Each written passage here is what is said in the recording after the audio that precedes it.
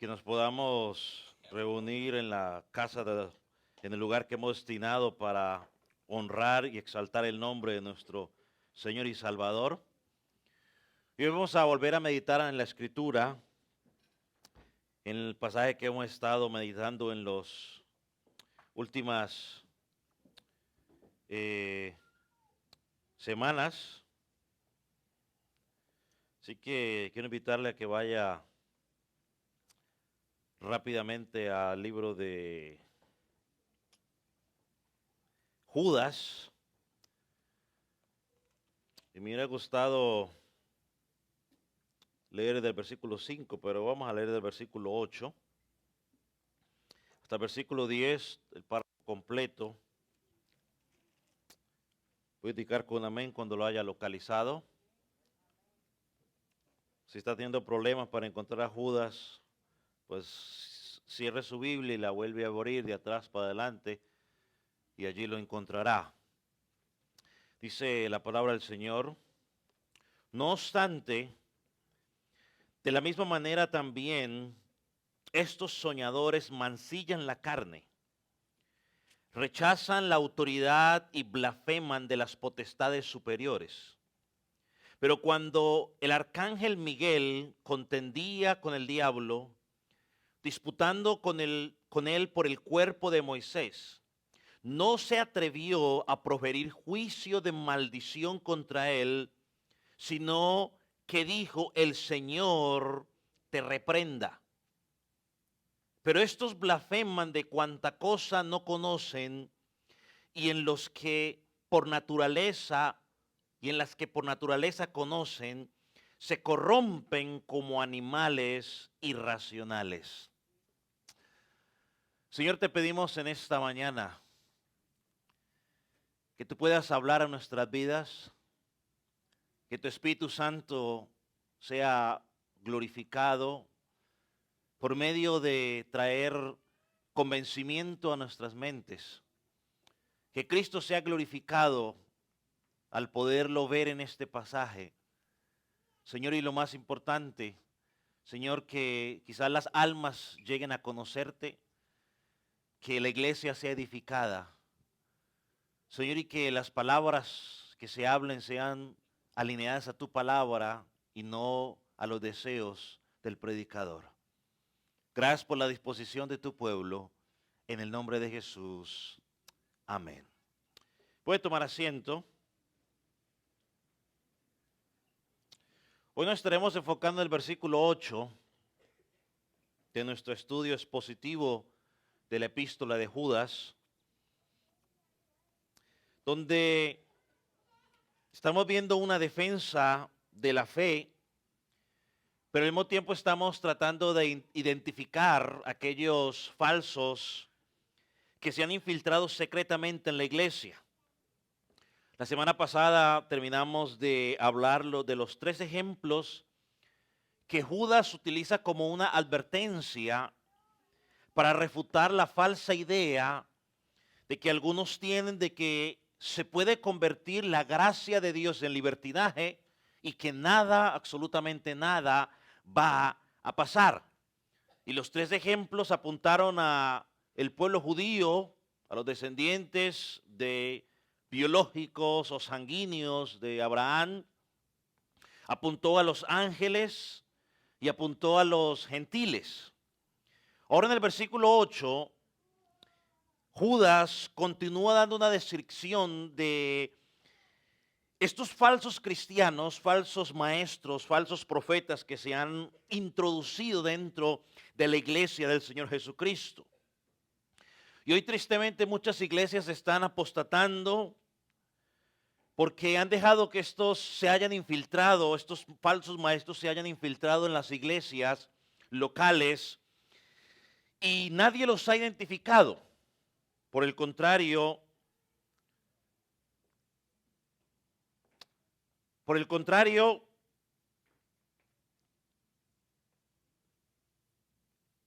todos aman las cosas que ellos dicen, las cosas que hacen.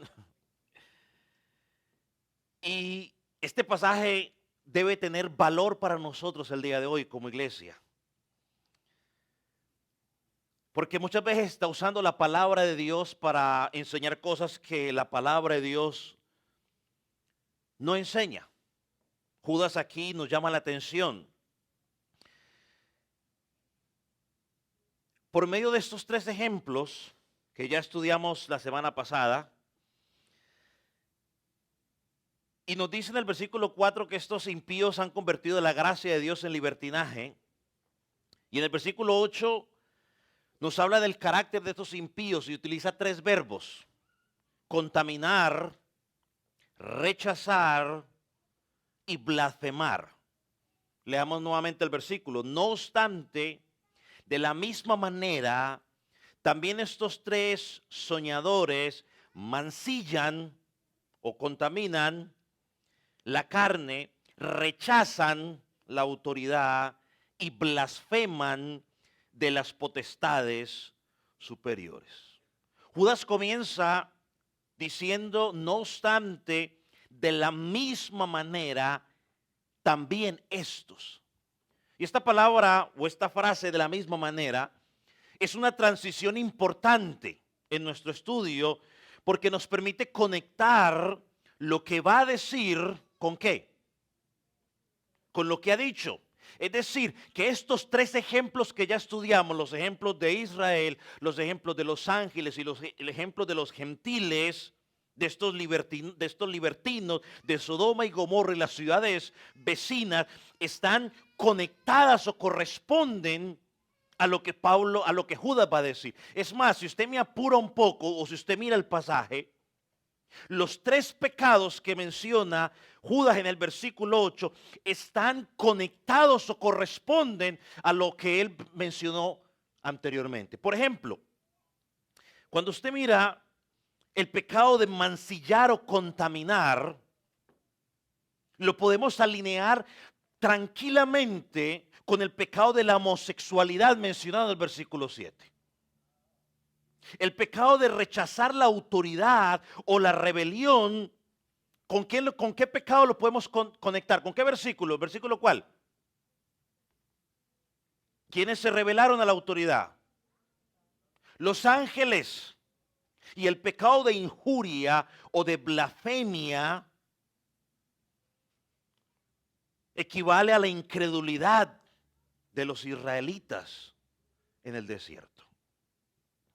Los israelitas incrédulos que injuriaron contra Dios a pesar de que Dios los había redimido, los había rescatado de la esclavitud y muchas obras que había hecho en ellos. Así que, no sé, pero es una bendición poder estudiar la palabra de esa manera, porque nos permite conectar una cosa con la otra y impide que nos vayamos para otro lugar o no tenemos que irnos. Ahora, la primera descripción que da Judas de estos hombres inicuos es que son soñadores que mancillan la carne. Ahora, antes de entrar a soñadores, yo quiero dejarle algo bien claro desde el principio. Aquí no está hablando del típico sueño que usted tuvo la noche anterior a consecuencia de que recordó algo del pasado o a consecuencia de algo que usted desea tanto que sueña o por algún temor o por alguna película que usted vio que lo asustó. No, no está hablando de ese tipo de sueño. El verbo que Judas utiliza aquí, voy a tratar de pronunciarlo, el verbo enumsumai es una voz media del verbo enupción, que significa algo visto en el sueño. Significa eso, algo visto en el sueño. Y aparece solamente 2 veces en el Nuevo Testamento. La primera vez aparece aquí, o la segunda vez aparece aquí en Judas, y en la otra vez que aparece en Hechos capítulo 2, versículos 16 y 17, cuando Pedro está predicando en el Pentecostés y cita la profecía de Joel 2:32. Pedro dice, y esto es lo dicho por el profeta Joel: Y en los postreros días, Dios dice, derramaré mi espíritu sobre toda carne, y sobre vuestros hijos y vuestras hijas profetizarán, vuestros jóvenes verán visiones y vuestros ancianos soñarán sueños. Así que lo que Judas tiene en mente, mirando el contexto inmediato y el contexto general de la Escritura, es que estos hombres inicuos, libertinos, están pretendiendo tener sueños y visiones de parte de Dios que Dios no les ha dado ni mostrado. Los falsos maestros a menudo dicen que sus nuevas verdades o las nuevas cosas que están enseñando son el resultado o son la fuente de sueños o visiones que el Señor les mostró la noche anterior. Según ellos son de parte de Dios, cuando en realidad son mentiras distorsionadas de la palabra de Dios. Ellos están sustituyendo la palabra de Dios por sus propias falsedades. Volvemos a una frase que dijo Spurgeon en algún momento. Si lo que el predicador está diciendo está alineado con la palabra de Dios, es Dios el que está hablando. O Dios habló. Pero si lo que el predicador está diciendo no está alineado a la palabra de Dios, este hombre simplemente habló de su engañoso corazón. Algo así la estoy parafraseando, pero por ahí va la idea. Estos sueños también incluyen imaginaciones pervertidas y malignas de estos hombres que divagan en sus propias mentes perturbadas y quizás hasta endemoniadas. Muchos dicen, es que el Señor me mostró. Sí, pero es que si no está alineado con lo que la palabra de Dios dice, no, pero es que Dios me lo reveló. No, si no, Dios no va a revelar algo que no esté alineado a su palabra. O tiene que estar bien claro. Y es más, tenga algo en mente, añadamos algo más.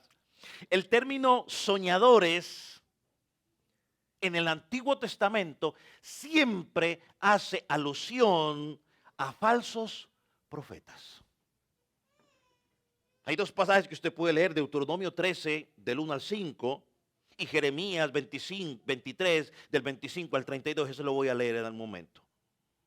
Pero en la antigüedad sabemos que Dios hablaba a los hombres de muchas maneras. Hebreos dice que hablaba de muchas maneras. ¿Cómo? Por sueños, visiones, revelaciones. Algunos les hablaba con voz audible. Pero Hebreos dice claramente, y antes de eso, pero aún en ese tiempo, mira algo interesante, aún en el tiempo cuando Dios sí hablaba por medio de visiones, por medio de revelaciones y por medio de voz audible, aún en ese tiempo, habían muchos engañados. Pensando que Dios les había hablado, ¿cuándo qué? Cuando Dios no les había hablado. Vamos a la Biblia para que usted diga que es el engañoso corazón del pastor Klinger, que no cree en los sueños, ni en las visiones, ni en las revelaciones. Mira lo que dice Jeremías 23, versículos 25 y 27.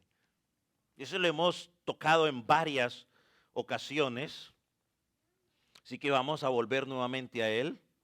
Jeremías 23, por leer alguno de ellos, dice: yo he oído lo que aquellos profetas dijeron.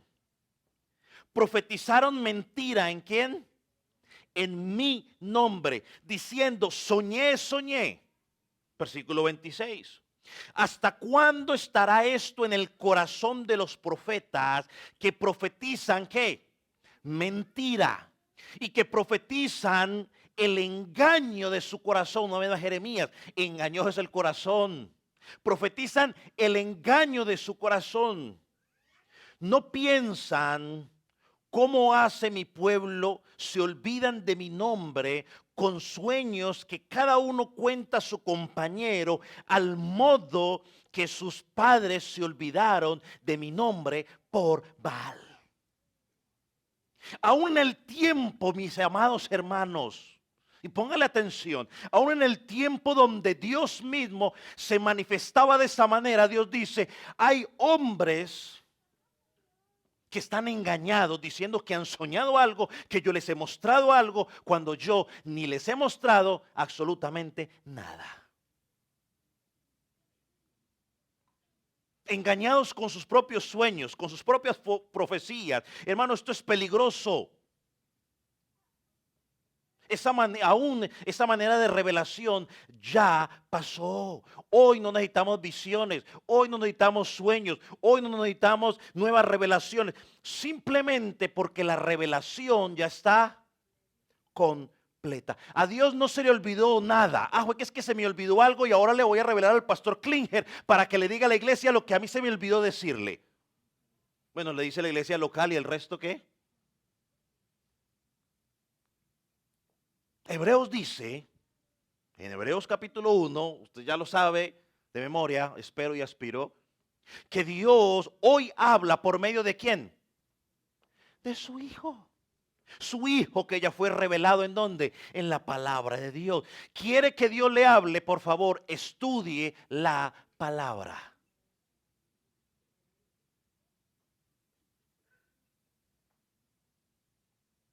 Ahora, estas personas que normalmente tienen sueños, que normalmente dicen, es que Dios me dijo, es que Dios me mostró.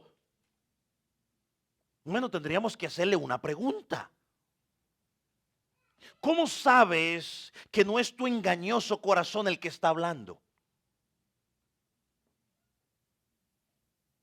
Como dice Jeremías, ¿no? Que ya lo leímos. ¿Cómo sabes tú que no es tu corazón engañoso que te está hablando? Otra pregunta. ¿Cuál es el canon? ¿O cuál es la norma por la cual tú mides que ese supuesto sueño es Dios que te habló? ¿Cuál es la norma? Y que no es el resultado de tu engañoso corazón. El predicador o el creyente lo único que puede decir es lo que dijo el Señor Jesucristo. Escrito está. Si no está en la Biblia es mejor no decirlo. No puedo afirmar que Dios me está diciendo. Eso es blasfemia y eso es peligroso. Si lo que yo estoy diciendo o el predicador está diciendo no está alineado a la palabra de Dios, es simplemente el deseo engañoso del corazón del hombre. Es mi propio pensamiento. Y no es que nos falta revelación, no es que nos falta mayor unción, no es que nos falta 21 días de ayuno. No, no tiene nada que ver una cosa con la otra.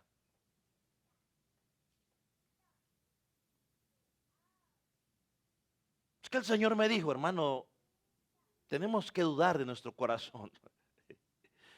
De la única que no podemos dudar es de la palabra de Dios. Yo se lo digo a usted una y otra vez. La Biblia es nuestra norma de fe y conducta. Fe porque nos dice qué debemos creer y conducta, cómo debemos vivir lo que estamos creyendo. Y hay una cantidad de enseñanzas que hoy se han infiltrado dentro de la iglesia, dentro de las congregaciones, porque la gente da más crédito a lo que la gente soñó, a la visión que la gente tuvo la noche anterior, a las supuestas revelaciones que Dios ha dado, que a lo que dice y enseña la palabra de Dios. Usted le da un sermón bíblico, doctrinal, de la escritura y se duermen, se aburren. Pero usted comienza a contarles revelaciones, visiones, sueños que usted tuvo en las noches anteriores y la gente está contenta, la gente está feliz, la gente está gritando, la gente está aplaudiendo.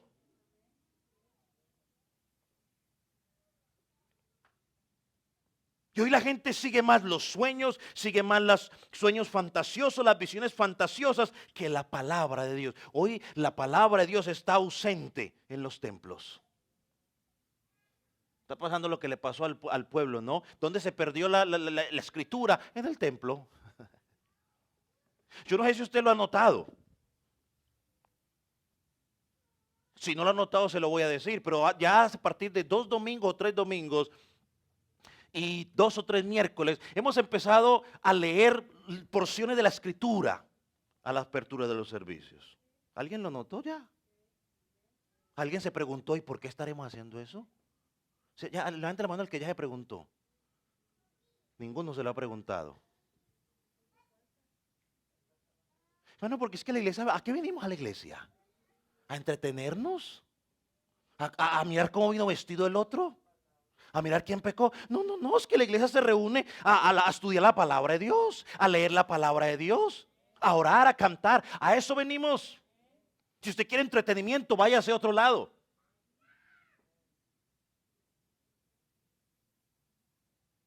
Necesitamos regresar a la escritura con urgencia. Porque hoy muchos están torciendo la escritura para su propia perdición. Y la única forma de evitar eso es con la ayuda del Espíritu Santo. Lo dije el miércoles en el estudio de Colosenses. Cada día debemos rogar a Dios que no nos deje desviar de su palabra. Que su palabra cuando la prediquen sea predicada con claridad. ¿Sabe qué dijo Pablo sobre esto? Sobre los soñadores en Colosenses, que de hecho ya lo estudiamos semanas atrás. Vaya a segunda de Colosenses, no, perdón. A Colosenses capítulo 2, versículo 18. Si hubo una segunda de Colosenses, pues no nos llegó, gracias a Dios. Entonces es un apócrifo, no es revelado. Segunda, otra vez. Colosenses capítulo 2, versículo 18. Perdóneme. Miren lo que dice Pablo. Nadie os prive de vuestro premio, afectuando humildad y culto a ángeles, entremetiéndose en lo que no ha visto. Y cuando estudiamos este pasaje dijimos que él decía en lo que ellos dicen haber visto, vanamente hinchados en su propia mente carnal. Ahí estudiamos, recuerdan los que vienen los miércoles, que Pablo estaba diciendo que estos hombres estaban sacando de su mente carnal supuestas visiones y revelaciones. Y mira, dice, y el problema de esas supuestas revelaciones que estaban teniendo está en el versículo 19, no haciéndose a la cabeza, o sea, se estaban desprendiendo de la cabeza. ¿Quién es la cabeza de la iglesia? Cristo. En virtud de todo el cuerpo que lo nutre, uniéndose por las coyunturas, ligamentos, crece con el crecimiento que da Dios. Como se alejan de Cristo, terminan en visiones raras y extrañas. ¿Por qué? Porque eso es lo de moda.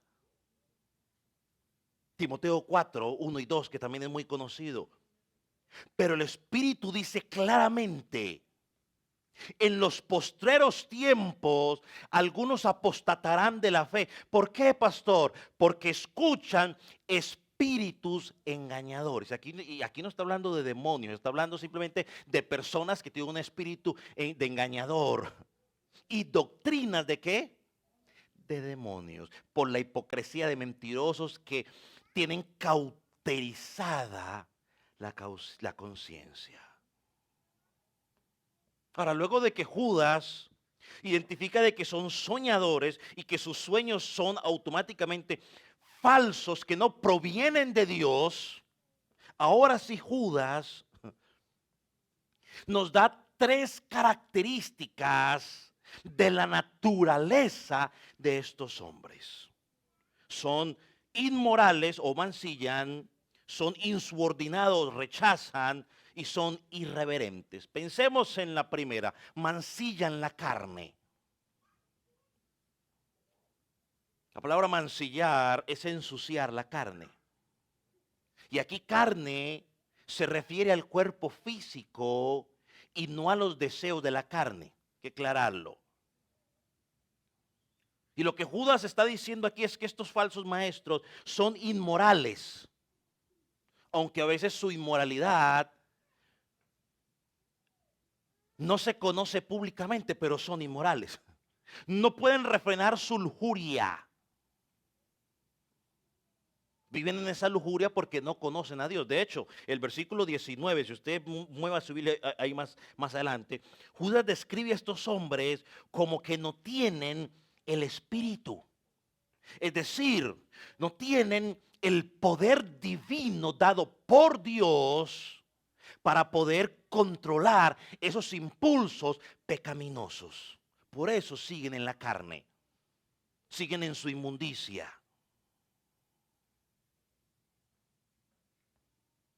Y aquí apunta a esos pecados sexuales contra el cuerpo. Lo que hablamos cuando estudiamos este pasaje la semana pasada en Romanos 1:24, ¿no? Que deshonran entre sí sus propios cuerpos. Y hoy en día la gente no honra el cuerpo que Dios le dio. No cumplimos el propósito por el cual Dios nos dio para que fuera morada de Él. Ahora se ensucia el cuerpo y como hablamos la semana pasada, eso ya nadie lo oculta, ya eso es motivo de orgullo, ese pecado. ¿Y qué dice? Mire lo que dice Corintios 6:18. Yo no voy a hablar mucho del pasaje ese, pero quiero mencionarlo porque allí vemos la gravedad del pecado sexual, de la inmoralidad.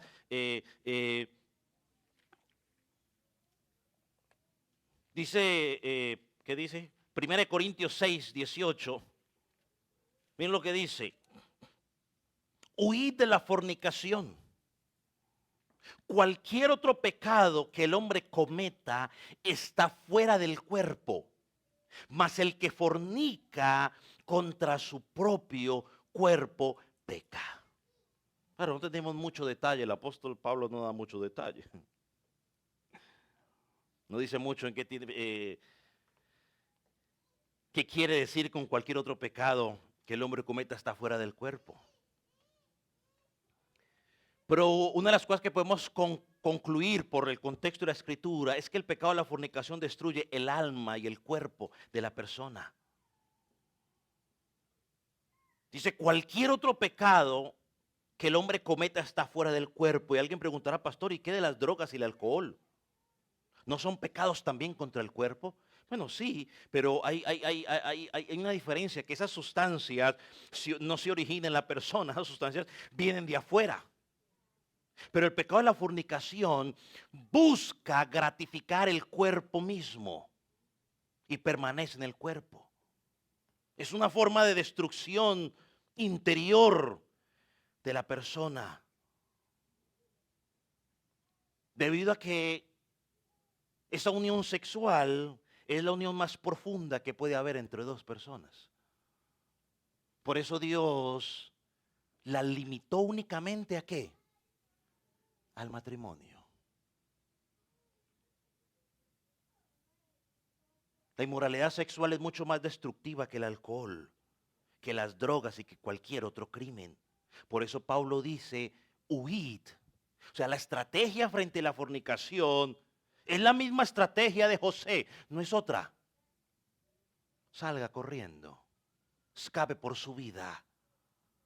Hebreos 13:4 dice, honroso sea a todos el matrimonio, el lecho sin mancilla, pero los fornicarios y a los adúlteros los juzgará Dios.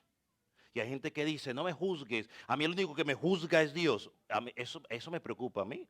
Yo no sé si a usted no le preocupa, pero eso preocupa. Que Dios lo juzgue. Pero tristemente hoy, en nuestro tiempo, el pecado de la fornicación es motivo de orgullo. Si alguien cae en fornicación, eso no digan nada, eso ya es normal. Ahora, nadie trata de minimizamos las consecuencias de la fornicación. Ah, es que esos muchachos, déjenlos que esos muchachos, eso van a aprender, que agarren experiencia, pero qué pensamiento tan humanista y tan diabólico estamos enseñando a nuestros hijos. Pensamientos que vienen de una sociedad que rechaza a Dios y no pensamientos que vienen de la palabra de Dios. Pablo dice, en medio de esta generación perversa y maligna, allá en Filipenses, debemos levantar niños, jóvenes, adultos con pureza sexual. Aunque se burlen de nosotros, aunque nos llamen retrógrados, pero el estándar del cristiano es la palabra de Dios, no la sociedad. Y una iglesia de sana doctrina, una iglesia bíblica, cuando hay pecado de inmoralidad, no debe ser pasado por alto, debe ser disciplinado, se moleste el que se moleste. Porque luego hacen el pecado y si los disciplinan, entonces se molestan. Me voy, pues que le vaya bien.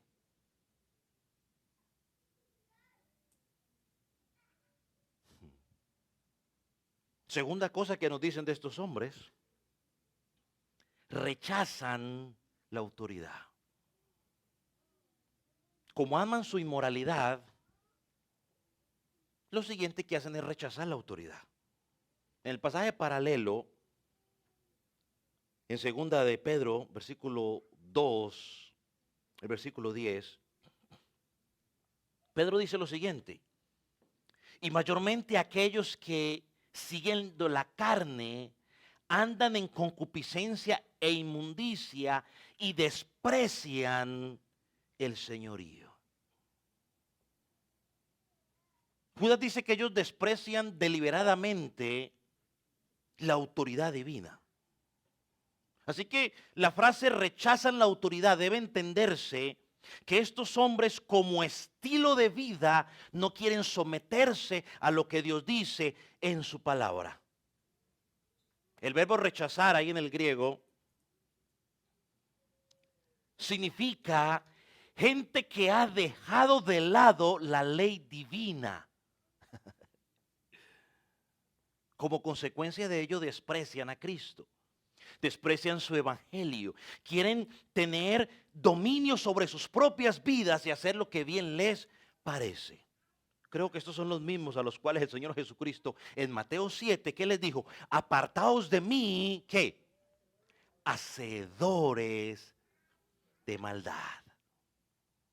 O sea, ustedes han querido vivir su vida sin importar qué es lo que yo digo en la palabra. Han querido vivir su vida sin importar lo que yo digo en mi palabra. Bueno, apartados de mí. Ustedes han creado su propia ley, apartados de mí. Estos falsos maestros son muy parecidos a los escribas escribas y fariseos que el Señor Jesucristo reprende allá en Mateo 23, versículo 27 y 28. Miren lo que les dice. Ay de vosotros escribas y fariseos, hipócritas, porque sois semejantes a sepulcros blanqueados que por fuera a la verdad se muestran hermosos, mas por dentro están llenos de huesos de muerto y de toda inmundicia. Así también vosotros por fuera a la verdad os mostráis justos a los hombres, pero por dentro estáis llenos de hipocresía e iniquidad.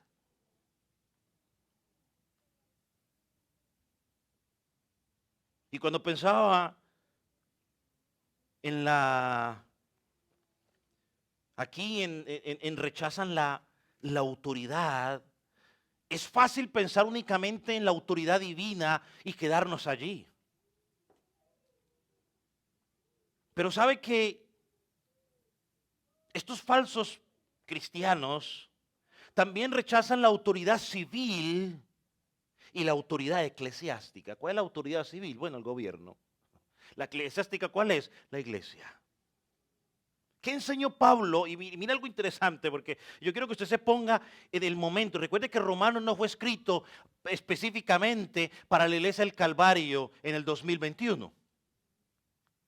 Era la iglesia en un momento en particular donde esa iglesia estaba viviendo. ¿Tiene una aplicación para mí hoy? Claro que sí, porque es viva y eficaz. Pero mira lo que dice Pablo en Romanos 13, versículo 1 y versículo 2. Miren lo que dice.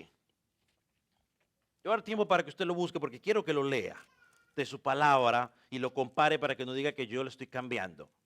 Dice, sométase toda persona a las autoridades superiores. Ahora, yo entiendo que Pablo aquí está escribiendo esta carta ¿a quién? ¿A paganos o a cristianos? Bueno, a la iglesia, ¿cierto? ¿Está conmigo? Bueno, a la iglesia. Entonces dice, sométase toda persona, sométase todo cristiano, ¿a quién? A la autoridad superior. Porque no hay autoridad sino de parte de Dios, y las que hay por Dios han sido establecidas.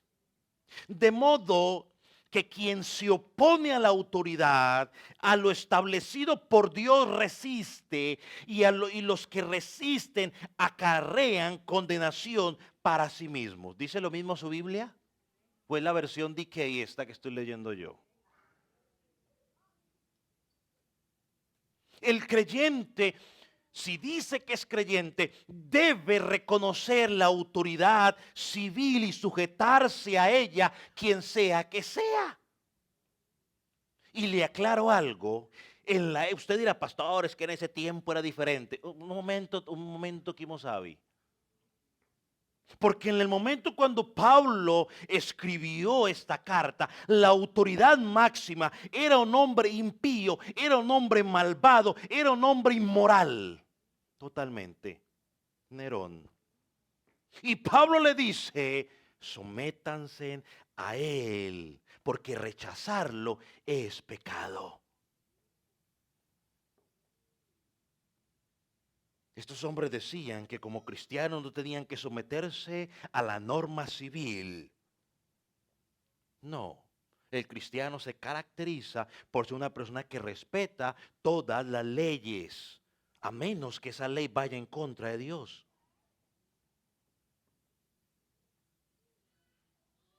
El ser humano, yo sé que como consecuencia del pecado, nos cuesta someternos a la autoridad establecida. A los hijos nos cuesta someternos a la autoridad de los padres porque creemos que nosotros sabemos más que los padres. Y ya cuando somos padres y nuestros hijos no se quieren someter, entonces ahí sí peleamos. Y no recordamos cómo éramos cuando éramos muchachitos. Y cuando ellos crezcan, la línea va a seguir, consecuencia del pecado. Pero no nos gusta someternos. Es que el gobierno es corrupto, pastor. Bueno, ¿y quién lo llamó a usted a identificar si es corrupto o no es corrupto? Mi responsabilidad es someterme y Dios se va a encargar. Es que yo no estoy de acuerdo con el presidente que tenemos ahora. Pues lo siento, es el presidente. Está aprobando cosas con las cuales el cristiano no está de acuerdo. Amén, sí, pero es el presidente. Y lo debemos respetar con el presidente. Y esto no es un partido político ni nada, pero lo quiero aclarar, ¿no? Le guste o no le guste. Que está aprobando cosas extrañas, él un día dará cuentas a Dios en su responsabilidad porque las aprobó. Eso es él y Dios. Mi responsabilidad es someterme, porque si yo no me someto, Dios me va a decir, ora, era tu responsabilidad. A menos de que me pida cosas, ¿no? Si me dice, si soy un doctor cristiano y me está diciendo que tengo que hacer un aborto, pues entonces yo simplemente digo, es mejor obedecer a Dios antes que a los hombres. Si soy pastor y me dice, es que esto tiene que casar a un pareja del mismo sexo, pues métame preso de una vez porque no lo voy a hacer. Porque obedezco primero a Dios antes que a los hombres y ahí tengo todo el respaldo de Dios para decirle a la autoridad, no lo voy a hacer. Un día me preguntó alguien cuando salió esa ley aquí en Alabama, pastor, ¿y usted qué va a hacer sirviendo a un homosexual? Nada, le voy a decir que no. Y lo meten preso, pues me voy preso. Lo deportan, pues que me deporten. Yo no voy a comprometer mis valores cristianos, mis convicciones cristianas, porque primero está Dios que los hombres.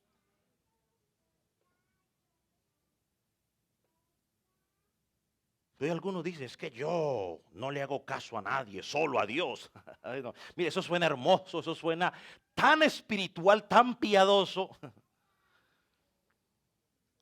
Pero Dios dice que las autoridades han sido puestas por Él. En la iglesia Dios ha puesto autoridades, ha puesto los pastores, ha puesto los ancianos, ha puesto los diáconos. Y hay gente que no le gusta someterse a los pastores. Y por eso no se congrega. La gente dice, es que yo no tengo que congregarme porque tienen la misma actitud de estos soñadores. No quiero congregar porque no le cuento a nadie. Porque es que todo el mundo es mejor pastor que el pastor que tienen. Si yo fuera el pastor esto, si yo fuera el pastor... Mire, si tú eres tan bueno, yo le preguntaría, ¿por qué Dios no te puso a ti como pastor? Quizás simplemente porque como eres demasiado bueno no le sirves y necesita a alguien que no sirve como el pastor que tiene para usarlo. Si tú eres demasiado bueno, por eso Dios no te llamó. Por eso llamó a alguien que no sirve. Para de lo débil avergonzar a lo sabio. Así que usted de los que dice, uy, si yo fuera el pastor, si yo fuera, y pues pregúntese, y entonces, ¿por qué no eres?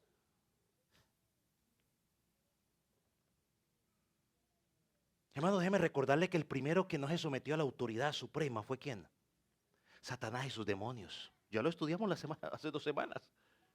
Y todo aquel que no se somete a la autoridad, ni civil, ni eclesiástica, está siguiendo el mismo patrón de Satanás y sus demonios y terminará en el mismo lugar que va a terminar Satanás y sus demonios. Y le digo una cosa, es más, quizás no le va a gustar esto, pero se lo voy a decir, es mi responsabilidad. Muchas veces Dios en su soberanía y en su providencia te pone bajo la autoridad de alguien que tiene mucho menos capacidades que tú, mucho menos conocimiento que tú. ¿Sabe para qué? Para humillarte, para que aprendas a someterte.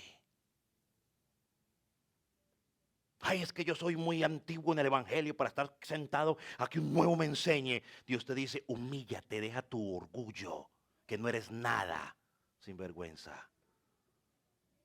No eres nada. Que porque sabes 3 versículos te crees más que el otro que sabe un versículo. No eres nada. Que aprende a someterse. Si no puedes someterte, ¿con qué autoridad esperas que alguien se te someta a ti? Esta es la autoridad, esta es la característica. Estos hombres no quieren autoridad sobre ellos. Dios dejó pastores por una razón. Dios los estableció. Si no hubiera sido necesario, no estaríamos los predicadores.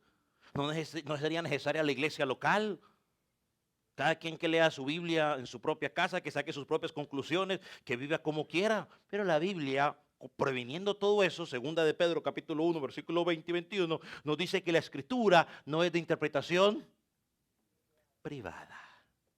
Dios puso la iglesia local, Dios puso allí pastores y la iglesia debe someterse.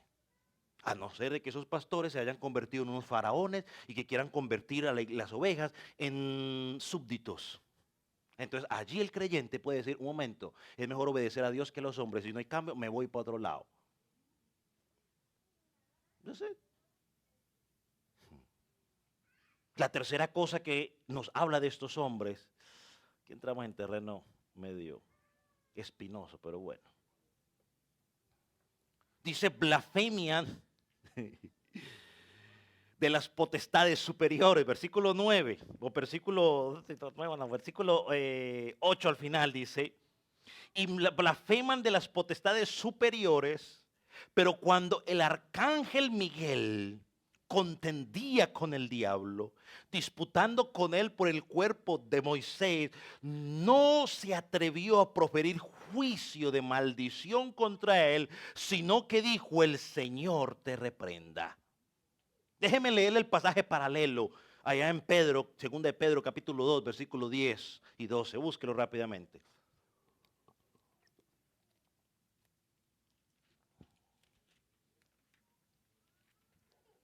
Pedro escribió unos añitos antes de que Judas escribiera. Segunda de Pedro, lo tiene.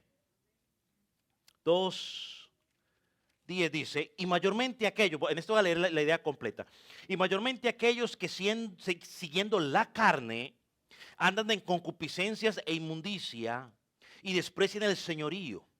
Atrevidos y contumaces que no temen decir mal de las potestades superiores. Miren lo que está diciendo. No temen decir mal de las potestades superiores. Mientras que los ángeles, que son mayores en fuerza y en potencia, no pronuncian juicio de maldición contra ellas delante del Señor. Pero estos, como son de un nivel diferente, ¿no? Hablan mal de cosas que no entienden, como animales irracionales, nacidos para presa y destrucción, perecerán en su propia perdición. En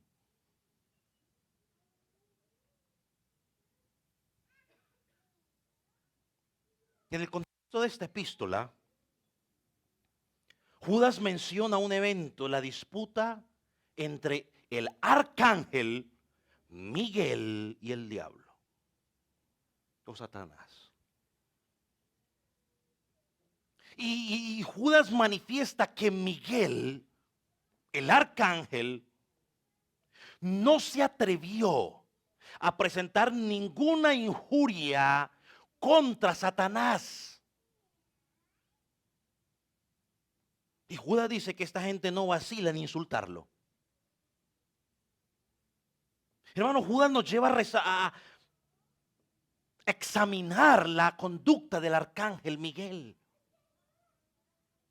El arcángel Miguel, que en calidad de un poderoso de Dios, un protector del pueblo, usted lo puede mirar allá en Daniel capítulo 10, versículo 13 al 21 y capítulo 21, versículo 1. Miguel, el arcángel, no demostró irreverencia cuando contendía con el diablo disputando con el cuerpo de Moisés. Ahora, Miguel, él sabía que Dios podía otorgarle poder sobre Satanás, pero entendió algo, y póngame atención por favor, que no podía sobrepasar los límites que le habían sido impuestos por Dios, por respeto. Y esto no es que estoy siendo abogado de Satanás, ni nada por el estilo, pero por respeto a la posición, al poder de Satanás, por lo que es Satanás, como un ángel creado de alto nivel de parte de Dios, aunque es caído y condenado, sí, Miguel no se atrevió a proferir juicio de maldición contra Satanás. Miguel pronunció las palabras: el Señor te reprenda. That's it. Eso es todo, amigos. Y la respuesta de Moisés simplemente es el ejemplo del ángel de Jehová en Zacarías. Vaya a Zacarías. ¿Dónde está, pastor? En la Biblia. Allá al final del Antiguo Testamento. Vaya a Mateo y luego empieza a retroceder y lo encuentra. Zacarías, para que no pierda mucho tiempo. Zacarías capítulo 3. Zacarías capítulo 3, ¿lo tiene? Miren lo que dice Zacarías. Y dijo Jehová a Satanás: Jehová te reprenda, oh Satanás. Jehová ha escogido a Jerusalén. Jehová que ha escogido a Jerusalén te reprenda. ¿No es este un tizón arrebatado del incendio? ¿Qué pasó allí? Déjeme decirle rápidamente. En la visión de Zacarías, el sumo sacerdote Josué, que junto a Zorobabel llevaron el primer grupo de judíos de la cautividad de Babilonia, estaban delante en esa visión en el cielo, delante del ángel de Jehová. En este caso es Cristo preencarnado. El ángel de Jehová en el Antiguo Testamento es Cristo preencarnado. Están allí, el diablo también está allí presente, acusando a Josué, acusando a la nación judía, y su argumento era: Dios, ellos han sido rebeldes, quítale las promesas o el pacto que has hecho con ellos. En ese contexto, el ángel de Jehová, como dice el versículo 1, el ángel de Jehová, o sea, el Cristo preencarnado, no le dijo: te ato, Satanás. No le dijo: te envío al abismo, Satanás. No se puso a conversar con él. No le dijo: la sangre de Cristo te queme, o te baño con la sangre de Cristo. Ni nada de esas cosas. Simplemente le dijo: Jehová te reprenda. El mismo Cristo le dijo: Jehová te reprenda.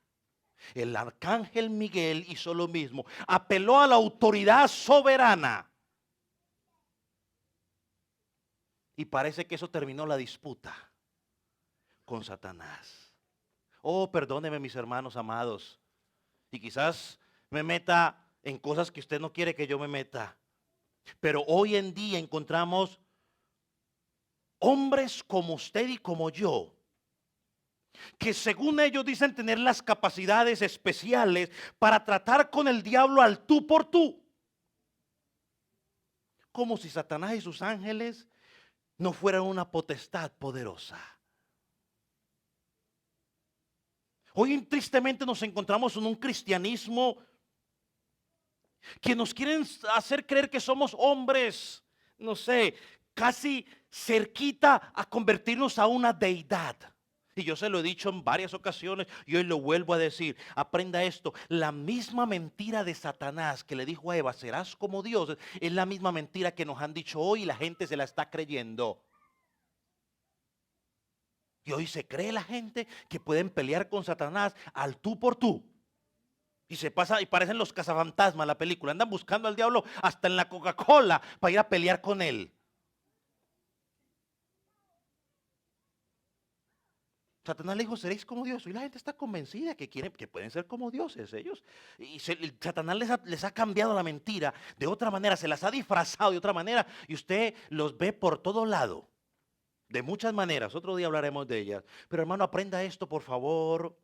Y se lo digo una vez más, lo que yo voy a decir no es que yo estoy siendo abogado del diablo, ni que el pastor está entrando doctrinas extrañas. No, es la Biblia, hermano. A Satanás se le respeta. El hecho de que Satanás sea un ángel caído, el hecho de que Satanás esté condenado, el hecho de que Satanás esté en pecado, no nos da autoridad a nosotros para ponerle a Satanás sobrenombres.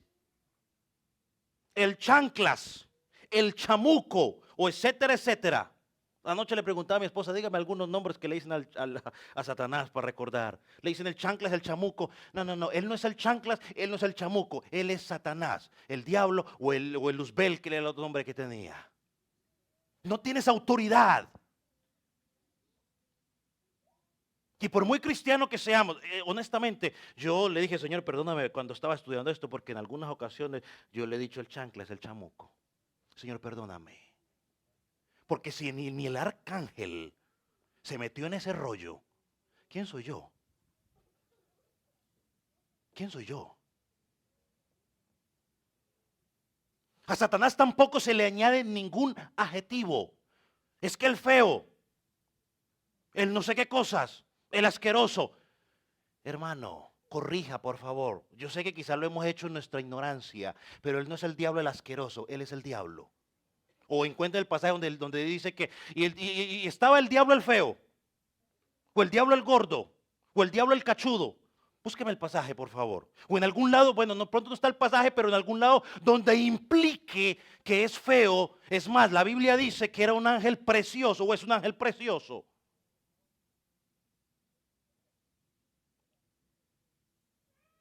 Que lo que él hace es asqueroso, sí. Pero eso no significa que porque lo hace asqueroso, yo ahora le puedo decir, diablo asqueroso. Eso no es bíblico y si lo hacemos, por favor, es mejor que, bueno, usted verá qué tiene que hacer, ya le di la información. Al diablo tampoco, hermano, perdóneme por lo que le voy a decir, pero al diablo tampoco se le tiene que andar atando y desatando. Es que te ato, diablo, te ato, diablo. Hermano, no hay ni un solo pasaje en toda la escritura donde al creyente se le autorice para atar al diablo. Esa práctica es totalmente antibíblica. No hay sustento bíblico para andar atando al diablo. Bueno, hay dos caballitos de guerra que usan los que practican esto para decir que sí se puede hacer. Mateo 16 y Mateo 18. Mateo 16, versículo 19 dice lo siguiente: y todo lo que atares en la tierra será atado en los cielos. Ahí está, pastor. Yo voy a atar casa, carro, motos al diablo. Lo voy a atar todo porque va a ser atado en los cielos. Y todo lo que desatares en la tierra será desatado en los cielos. Pastor, allí está claro. Hermano querido, si usted lee la Biblia bien en su contexto, se podrá dar cuenta que en su contexto inmediato está hablando de quienes, de los apóstoles y de la autoridad que se les fue dado a ellos para abrir el acceso al reino. Ahora ya todo, tanto gentiles como judíos, podrían llegar a Jesucristo. Y esa es la razón por la cual hoy tú y yo, gentiles, estamos en Cristo. Y en su aplicación general, aplica a la iglesia, quien a la hora de atar y desatar está hablando de la misión evangelística Alguien no está hablando del diablo. Lea, por favor, el contexto. Léalo y reléalo. No saque la conclusión porque el pastor dijo no. Léalo y reléalo en el contexto de la escritura. Y usted se va a dar cuenta de que ahí no está hablando de eso. En Mateo 18, 18, pastores, que ahí está más claro. De cierto os digo que todo lo que atéis en la tierra, pastor dice, todo incluye al diablo, todo lo que atéis en la tierra, sí, porque cuando vemos todo, pues entonces decimos todo es todo, ¿no? Todo incluye el diablo, será atado en el cielo, y todo lo que yo desate en la tierra será desatado en el cielo. Por eso yo desato bendiciones, desato las bendiciones que están en el cielo para que vengan a la tierra. Sí, sígalas desatando. Porque ahí dice, por favor, amados, cuando usted lee el contexto, ¿cuál es el contexto de Mateo 18, 18? ¿Alguien se acuerda? ¿Nadie se acuerda? ¿Alguien se acuerda? ¿Nadie? Nadie. Vaya pues allá, le doy 2 segundos para que lea una miradita ahí. Vaya, Mateo 18, léalo. Rápido, rápido, en un vuelo de ojo y me dice, ¿cuál es el contexto de Mateo 18? Hermano, estos pasajes tiene que tenerlo usted claros como tiene el día de su nacimiento, claro. ¿Cómo? ¿El qué? La disciplina en la iglesia. Es el contexto, por favor. Cuando dice todo lo que atáis en la tierra será atado en el cielo y todo lo que desatéis en la tierra será desatado en el cielo. Hermanos, referencia a que Dios respalda a la iglesia cuando la iglesia ha tomado a algún hermano que está actuando en desorden y lo ha llamado a disciplina. Dice, la disciplina que tomen en referencia a él como iglesia tendrá el respaldo en el cielo. Ahí no está hablando de que vayas y ates al diablo.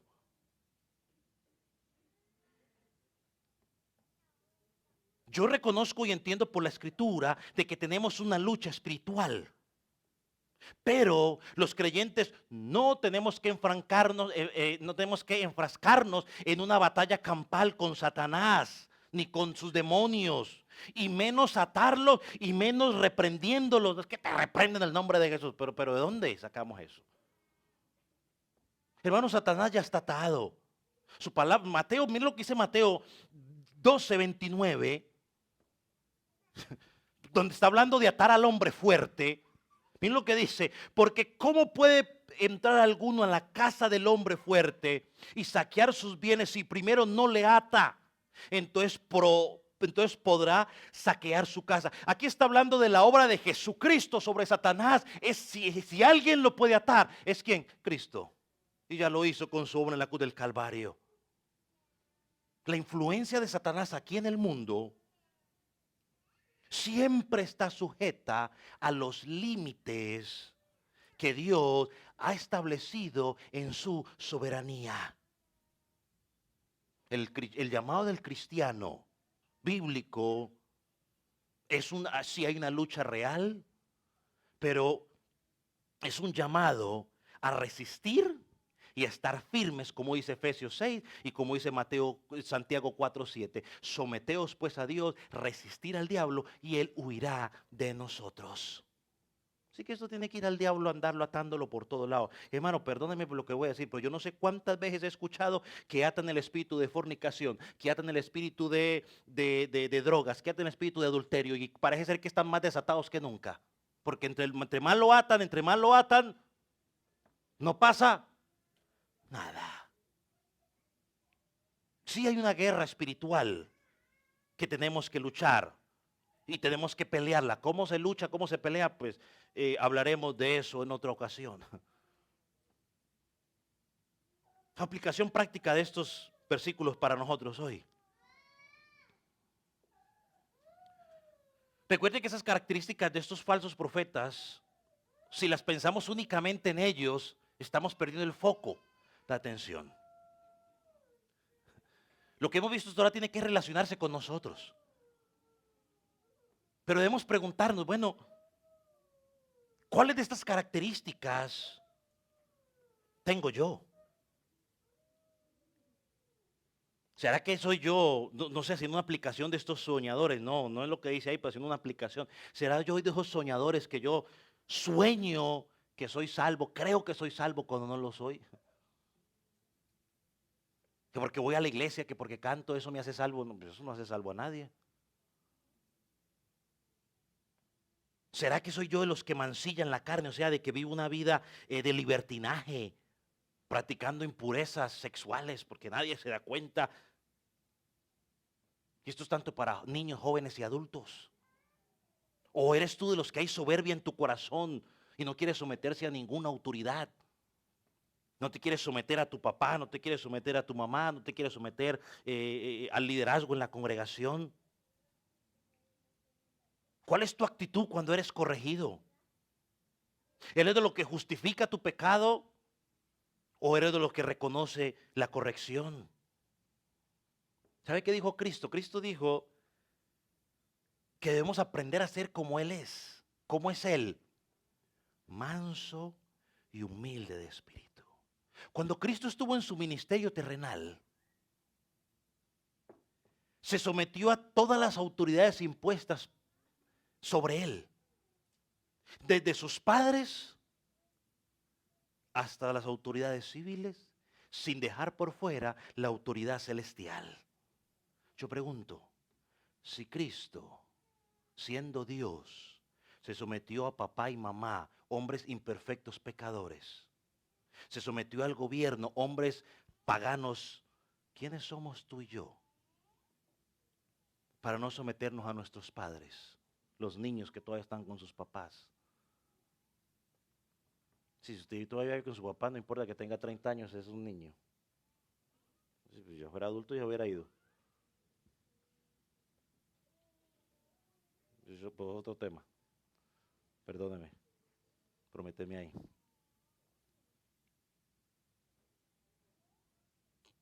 Se sometió al gobierno. Pagó impuestos, ¿no se acuerda que hasta pagó impuestos? Usted dice, yo no pago impuestos, porque no le va a dar dinero al diablo, que no hay que... No, no se ponga a lucir de mucho espiritual que termina muchas veces haciendo el ridículo. Él pagó impuestos. Se sometió. Que puedo estar no de acuerdo con las políticas que tiene nuestro presidente, sí, no diga, su presidente, no, nuestro presidente, le guste o no le guste.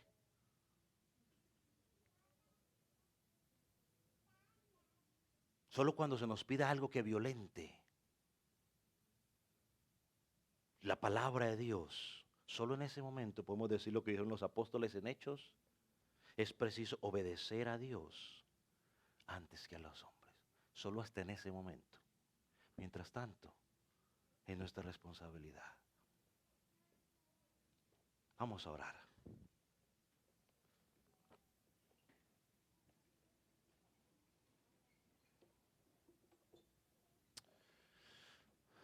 Amante Dios, te damos las gracias porque tú has sido bueno y maravilloso con nosotros. Gracias por tu palabra porque ella nos lleva siempre a desaprender algunas cosas que hemos aprendido para aprender las verdades tuyas. Señor, entendemos que no es fácil dejar algunos hábitos o prácticas, Señor, terrenales para obtener o para obedecer tu palabra. Señor, pero llévanos a ese convencimiento. Señor, y enséñanos, oh Dios, a analizar nuestra vida a la luz de lo que Judas describe de estos hombres. Señor, que mancillan, que rechazan. Señor, y que insultan, Señor, las potestades. No tenemos esa autoridad. Señor, enséñanos, oh Dios, a vivir una vida pura, en rectitud delante de ti.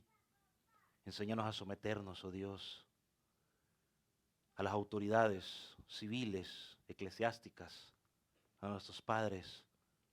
Señor, enséñanos a respetar, Señor, las autoridades o los seres celestiales, a pesar de que sabemos que han pecado y están bajo el juicio condenatorio tuyo.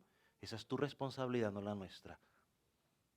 Señor, nos sometemos a ti, como dice tu palabra, resistimos al diablo y a sus tentaciones, porque entonces él huirá a consecuencia de nosotros. Padre, gracias. Señor, oramos para que tu palabra también pueda traer salvación a aquel que no te conoce. Señor, aquel que de una u otra manera no ha llegado a ti, Señor, está manifestando estas características en sus vidas.